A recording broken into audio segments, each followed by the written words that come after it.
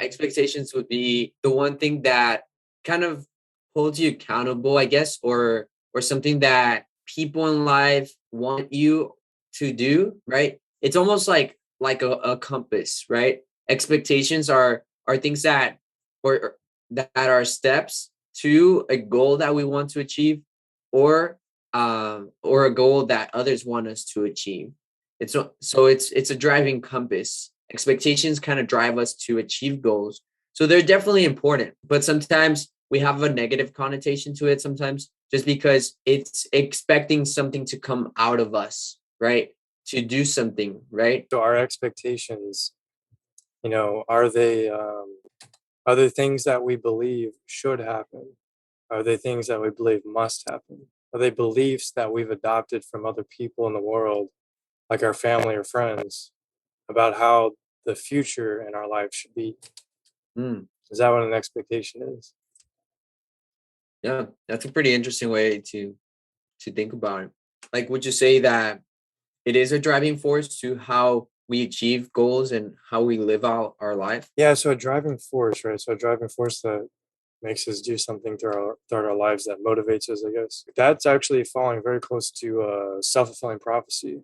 I think expectations could certainly lead to self-fulfilling prophecy, and I think maybe Can you expectations are a explain that a little factor of bit? it. Just Yeah, so self-fulfilling prophecy is like we have a belief about the world and a belief about how the future is going to go for us, and that influences our thoughts, and our thoughts naturally influence our emotions and our behaviors that we project outward into the world.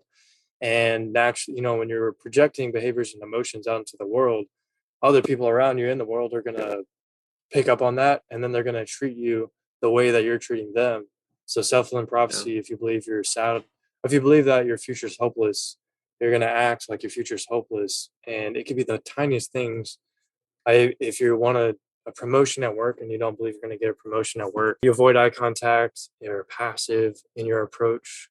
Your body language Mhm. is all saying, I'm not going to get this raise. Your speech, your vocal tone, your volume of your speech, it all communicates to your boss that you don't feel very confident that you're going to get a raise. And so you don't get the raise. So self fulfilling prophecy comes true. How that ties into Yeah. expectations. So, expectations, that person expected that they were not going to get a raise. Another example, they expected they're going to fail a test. They expected that their romantic relationship's going to end, that it's not Mhm. going well.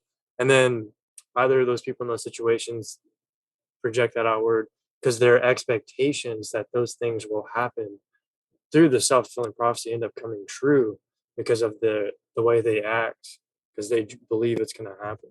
I also think expectations can hold you back from accomplishing or from motivating yourself from accomplishing certain things. We find ourselves doing nowadays with social media being so, relevant in our current society is that sometimes we see so many, for example, young people achieving so many great things in their life, right? We see musicians, we see entrepreneurs who made millions of dollars, and they created this app and happen to make a lot of money by selling it to big companies. And so we hear all these stories and then we realize to ourselves, like, man, like, what am I achieving in my life? Like, I'm not doing anything yet then compared to that person, right? But it's realizing, like, okay, well, am I expecting myself to be exactly like that person? And so that's where we can kind of be a little bit self-aware of, like, Yeah, okay, realizing what thoughts come into one's head, because I think to some degree that can bring people to feel overwhelmed at times when they say, like, hey, I'm not achieving as much as this person in my life, but right. why compare, right? That's where, Or yeah, do you want to hold yourself to those standards or those expectations? If we're listening to the wrong people and just doing maybe what other people say that we should do, then that could either go in good ways or bad ways, depending who you're listening to. that sort of thing where we're going with now is very personal to me, at least. Maybe not clinically, but like the depression that I was feeling for from freshman year to sophomore year at my undergrad, I finally figured it out.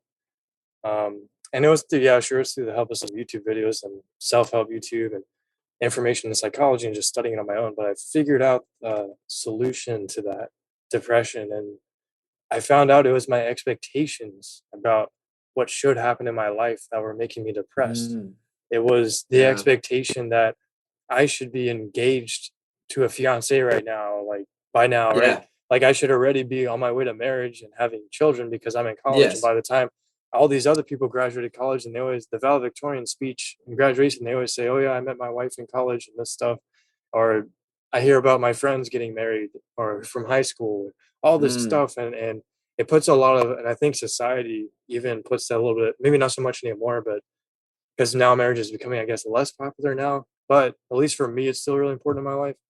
And so I have the societal pressure and expectations in my mind. And certainly, yeah, some of that comes from me growing up, in the Catholic Church, and growing up with my parents. And I believe, it's not like I don't believe in it. I believe in it. I think marriage is at least for me personally, it's something that I look forward to and want for me. Now, other people might want short term relationships or maybe just a long term relationship. Never, they never go through the deed of marriage for whatever reason, and that's fine. But for me, I had that high expectation that I should have a fiance by the time I'm graduating college, right? And I think yeah. when you put such high expectations on yourself and those expectations don't get fulfilled, it leads to disappointment. It inevitably leads to disappointment because you can never predict the future. You can never know for sure. But once I let that Yeah. go, that's how I overcame that on my own. I don't have to believe that I have to be married by the time I graduate college. It's okay to let Hmm. that go. It's okay to let go of Yeah. that pressure. And I think it's natural almost to almost compare oneself to others, right? And so sometimes we create, expectations that, oh, by the time that I'm 25, like you're saying, I need to have this amazing Right. car or have made $1 million, but you know, but why?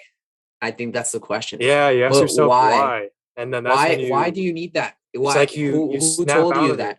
It's like you snap out of It's it, almost like when you Yeah. become self-aware, is that like